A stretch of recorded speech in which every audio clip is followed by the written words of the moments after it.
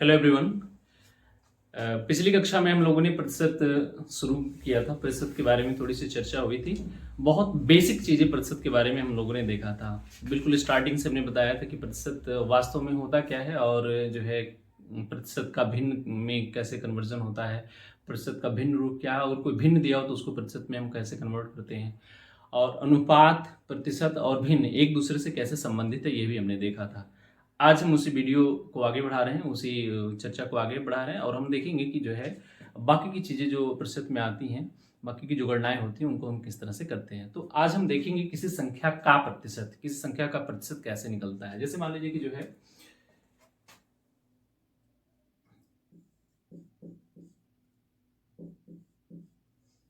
एक संख्या कोई ले लेते हैं। हमारे पास संख्या है 250, 250। इस संख्या का अगर आपको 25% निकालना है तो ये गणना कैसे करेंगे। सामान्यतः जो भी संख्या यहाँ पर लिखी होती है उस संख्या को लिखेंगे। लिखने के पश्चात का को जब रिप्लेस करते हैं, हटाते हैं, तो वहां पर गुणा का चिन्ह लगता है और 25% में जब प्रतिशत को हम हटाएंगे तो पिछली कक्षा में हम लोगों ने देखा था कि वहां पर अपॉन में 100 लिखते हैं। इसको कैंसिल आउट करेंगे हम। 25 चौका 100 और 4 से 250 में हम भाग देंगे। 4 चौका 24, 1 25, 4 दूना 8, 4 25 20। 62.5 के रूप में जो संख्या मिलेगी वही कहलाएगी 250 का 25%। किसी भी संख्या का प्रतिशत इसी प्रकार हम निकाल सकते हैं। कोई और संख्या लेकर के आगे फिर से एक एग्जांपल और देखते हैं। मान लीजिए कि एक संख्या आपके पास 1000 का 70%। फिर वही प्रक्रिया हम अपनाएंगे। 1000 का के स्थान पे हम गुणा का चिन्ह लगाएंगे और 70 के अपॉन में हम क्या करेंगे, 100 करेंगे और प्रतिशत का चिन्ह हटा देंगे। इस प्रकार इसको कैंसिल आउट करेंगे। 2 जीरो से 2 जीरो कैंसिल आउट हो जाएगा और मिलेगा यहाँ पर 700। और भी उदाहरण लेकर के हम देखते हैं। और उदाहरण ले लीजिए आप। चलिए हम 600 ले लेते हैं। मान लीजिए कि आपने 600 नंबर की परीक्षा थी। हाई स्कूल परीक्षा में आपने जो है एग्जाम दिया था, परीक्षा दी थी आपने, और 600 नंबर में आपको जो है 350 नंबर मिले। तो ये 350 600 के कितने प्रतिशत होते हैं, इसकी भी गणना कर सकते हैं। या फिर हम देखते हैं कि 650% का 60% अगर हम निकालते हैं तो वो कितना निकलता है। यानी कि अगर आपको हाई स्कूल में फर्स्ट डिवीजन पास होना है तो आपको कितने अंकों की आवश्यकता होगी। तो कुल जो परीक्षा होती है 600 की होती है और 60% पाने वाले विद्यार्थियों को फर्स्ट डिवीजन कहा जाता है। तो हमें 600 का 60% निकालना पड़ेगा। 600 का 60%। चलिए इसकी गणना हम लोग करते हैं। 600 का के स्थान पे हम गुणा लिखेंगे। 60% की जगह पे 60/100 लिखेंगे। जीरो से जीरो कैंसिल आउट हो जाएगा। 6 छक्का 36। यानी कि यदि हाई स्कूल परीक्षा में आपको 360 अंक प्राप्त किए हैं या फिर कोई भी परीक्षा जिसमें आपको जो है 600 की हुई है उसमें आपने 360 अंक प्राप्त किए हैं तो आप जो है फर्स्ट डिवीजन माने। यानी कि जो है अगर आपको का प्रतिशत, किस संख्या का प्रतिशत, प्रश्नों में अक्सर जो है ये बात सामने आती है कि एक संख्या का 25% कितना है तो उसी संख्या का 50% कितना होगा। तो बार बार का जिक्र आएगा। तो जब कभी भी प्रश्न में का जिक्र आता है किसी संख्या का प्रतिशत, ये बात सामने आती है, तो वहां पर गणना को इसी प्रकार हम रखेंगे। और उदाहरणों के माध्यम से हम देखते हैं। मान लीजिए कि आपने जो है बीएड किया, जो 1000 नंबर की परीक्षा होती है और आप उसमें 55% अंक प्राप्त कर लिए, जैसा कि मैंने किया है। 1000 में हमको जो है 55% मिले हैं। 1000 का 55%। अब हम देखते हैं कि हमको एक्चुअल में अंक कितने मिले हैं। तो 1000 का 55% हमें निकालना है 55/100। सामान्य सा कैलकुलेशन है। 2 जीरो से 2 जीरो कैंसिल आउट हो जाएगा और यहाँ पर हमको मिलेगा 555 में 10 का गुणा करेंगे तो ये 550 के रूप में एक राशि मिलेगी जो होगा 1000 का 55%, किसी संख्या का प्रतिशत। अच्छा, दो संख्याएं दी गई हों और ये पूछा जाए कि ये कितना प्रतिशत है, जैसे कि आप फिर से उसी एग्जाम्पल को लेते हैं हम लोग कि कोई बच्चा एक हाई स्कूल की परीक्षा में अपीयर हुआ, अपीयर होने के बाद उसको कुछ अंक मिले, 600 नंबर की परीक्षा हुई थी, 600 नंबर की परीक्षा हुई थी। 600 नंबर की परीक्षा में इसने जो नंबर पाए हैं वो 400 नंबर पाए। अब ये 400 नंबर 600 नंबर का कितना प्रतिशत है, तो इसके लिए सामान्य कैलकुलेशन है, कई तरह से इसको निकाला जा सकता है। इसको जो है सामान्य, जो सबसे सामान्य तरीका है वो ये है कि आप जो नंबर मिले हैं उनको ऊपर रखें और जितने में से मिले हैं उनको नीचे रखें, मल्टीप्लाइड बाई 100 कर दें। 2 जीरो कैंसिल आउट हो गया और ये हो गया 400/6, 2 3 जा 6, 200, 200 बटा 3, 3 छक 18, 2 20, 3 छक 18, 3 छक 18, यानी कि 66.66% अंक उसने प्राप्त किए। पहला तरीका ये है। और यदि इस तरीके को आप प्रयोग में नहीं लाना चाहते तो दूसरा तरीका यह है कि आप मान लें कि 400 600 का x% है। एक तरीका और देखेंगे हम, यहां पर माना 400 जो है 600 का x% है, 400 600 का x% है। अगर 400 600 का x% है तो 600 का x% 400 के बराबर होना चाहिए। 600 का x% बराबर 400, 600 गुणे x/100 इक्वल टू 400। अब हम क्या करेंगे, x की वैल्यू हमको चाहिए तो बाकी राशि को उधर हम ट्रांसफर करेंगे। x/100 बराबर 400 अपने स्थान पे रहेगा, 600 यहाँ मल्टीप्लीकेशन में है, गुणा में है, और इधर आके विभाजन में हो जाएगा। ये हो गया आपका 600, और फिर से x को हमें बचाना है, बाकी सबको उधर ट्रांसफर कर देना है। तो इस तरह से हम लिख सकते हैं 400/600 पहले से था और यहाँ विभाजन में है, और इधर जाकर के जो है ये गुणा में हो जाएगा। इस तरह से जो है सेम उसी जगह पे हम फिर से पहुंच गए जहां पर हम थे। 400/600, 400/600 गुणे 100, 400/600 गुणे 100।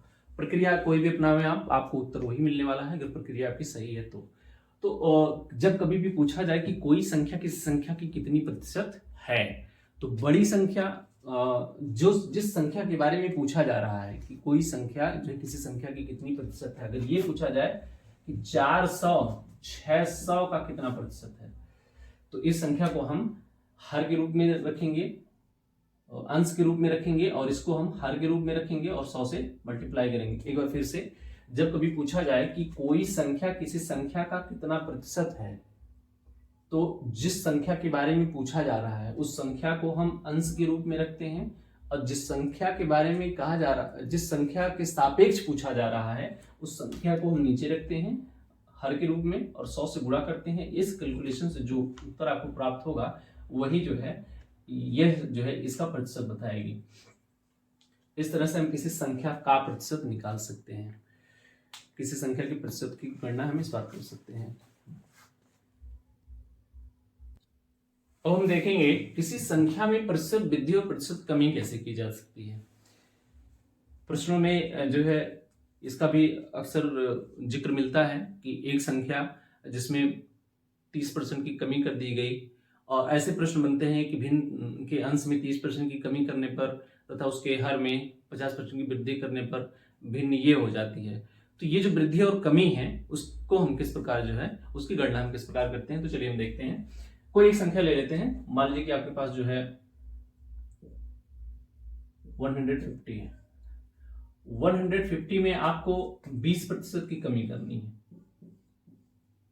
इसका बेसिक तरीका क्या है 20% की कमी करने का? किसी भी संख्या में कोई भी प्रतिशत की कमी करने का जो बेसिक तरीका है वो क्या है? तो सबसे पहले हम क्या करते हैं, 150 का हम 20% निकालेंगे,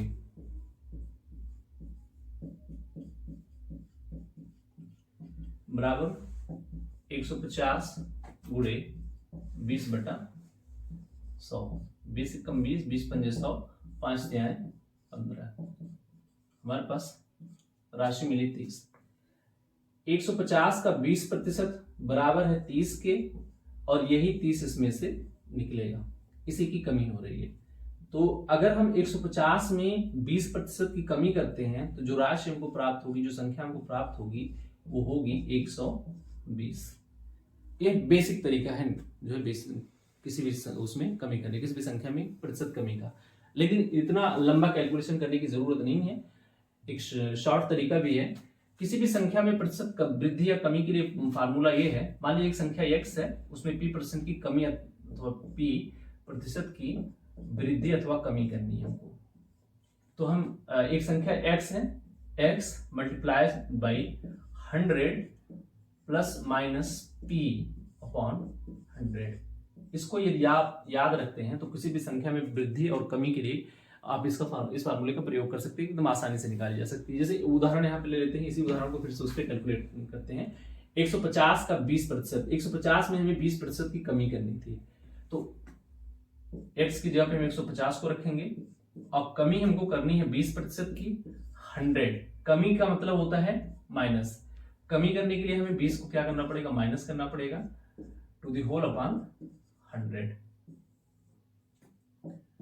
150 मल्टीप्लाइड बाई 80/100, ये जीरो ये जीरो ये जीरो ये जीरो कैंसिल आउट हो गए, 15 अट्ठे में 120। जो राशि यहाँ प्राप्त हुई थी वही राशि वहां पर भी प्राप्त हुई थी है। इस प्रकार हम किसी भी संख्या में वृद्धि और कमी कर सकते हैं। मान लीजिए कि कोई एक और उदाहरण लेकर के देखते हैं जिसमें हम संख्या में वृद्धि करेंगे।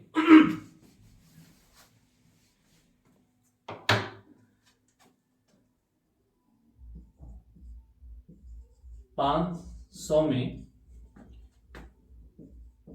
30% की वृद्धि, 500 में 30% की वृद्धि, दोनों नियमों से हम देखते हैं, दोनों तरीकों से कैलकुलेट करेंगे। तो 500 में 30% की वृद्धि हो रही है, तो सबसे पहले क्या करेंगे, 500 का 30% हम निकालेंगे। 500 का 30% निकालने के लिए 500 का मीन्स होता है गुणा, और 30/100, this is equal to, 2 zero से 2 जीरो कैंसिल आउट हो जाएगा, 5 तिहाई 15, 150 मिला हमको। अब यही राशि जो 30% है उस संख्या का, उसी को इसमें से क्या करना पड़ेगा, हमें माइनस करना पड़ेगा, तब जाकर के हमें कमी प्राप्त होगी। कमी करने के बाद संख्या प्राप्त होगी। तो ये 500 जो संख्या पहले हुआ करती थी उसमें 30% की कमी हुई, यानी कि 150 की कमी हुई। 150 की आप कमी करिए, उसके बाद आपको जो है 350 के रूप में जो राशि प्राप्त होगी, यही संख्या जो है 500% में 30% की कमी। और अगर वृद्धि की बात करते हैं, जैसा कि यहाँ पे लिखा हुआ वृद्धि, तो वृद्धि के लिए हम क्या करेंगे, यहीं पे इसका योग कर देंगे और ये हो जाएगी 650। वृद्धि और कमी दोनों कैलकुलेट कर लिए यहाँ पर। तो चलिए इसी को हम फार्मूले पर रख करके देखते हैं कि फार्मूले पर इसी चीज को हम रखते हैं तो किस प्रकार हम इसको कैलकुलेट करेंगे।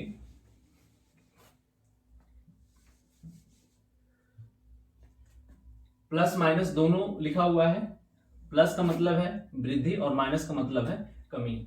x का मतलब हो गया 500, संख्या 500 है, मल्टीप्लाइड बाई 100 अपनी जगह पे हमेशा बना रहेगा। p% प्लस p% वृद्धि को दर्शाता है, माइनस p% जो है कमी को दर्शाता है। तो यहां पर वृद्धि की बात हो रही है, तो plus 30 to the whole upon 100। इसी चीज को हम कैलकुलेट करते हैं, इसी राशि को हम कैलकुलेट करें। 500 गुणे ये हो जाएगा 130/100, ये 0 से 0 कैंसिल आउट हो जाएगा। 5 सुनाए सुन, 5 तिहाई 15 के 5, 5 करने 5 1 6। यहाँ पे जो 650 राशि आ रही है वो 150 और जो 550 का योग, ये निर्धारित कर रही है यहाँ पर। और इसी में अगर हमें कमी की गणना करनी हो, अगर इसी राशि में हमें कमी की गणना करनी हो तो हम करेंगे 500 multiplied by 100 minus 30 to the whole upon 100। This is equal to 500 multiplied by 100 में से 30 को घटाएंगे हमें 70 मिलेगा, 70/100। ये दो जीरो से दो जीरो कैंसिल आउट हो जाएंगे, 5 गुणे 70, 7×5 = 35, 350 के रूप में एक राशि मिलेगी जो कमी के पश्चात यहां पर प्राप्त हुई थी। इस तरह से आप किसी भी संख्या में प्रतिशत वृद्धि और प्रतिशत कमी की गणना कर सकते हैं। दोनों तरीके आपके पास हैं। पहला तरीका यह है कि आप उसी संख्या का उतना प्रतिशत निकालिए और उसमें जो प्रतिशत निकला है, प्रतिशत के बाद जो संख्या निकली है उस संख्या को उसमें जोड़ दीजिए अथवा घटा दीजिए कमी के लिए या वृद्धि के लिए। या फिर आप सीधे जो है इस फार्मूले का प्रयोग करिए जहां पर हम लिखते हैं x multiplied by 100 plus minus p/100। ये बहुत महत्वपूर्ण फार्मूला है, इसको आप याद रखें तो आपको जो है बार बार जो है इस तरह इतना बड़ा कैलकुलेशन करने की जरूरत नहीं पड़ेगी। जैसे कि आप जानते हैं कॉम्पिटिटिव एग्जामिनेशंस में टाइम लिमिटेड होता है, टाइम की बाउंडेशन होती है, तो अब वहां पर जो है आपको ये फार्मूला बहुत ही सहायक होगा। ठीक है, तो जो है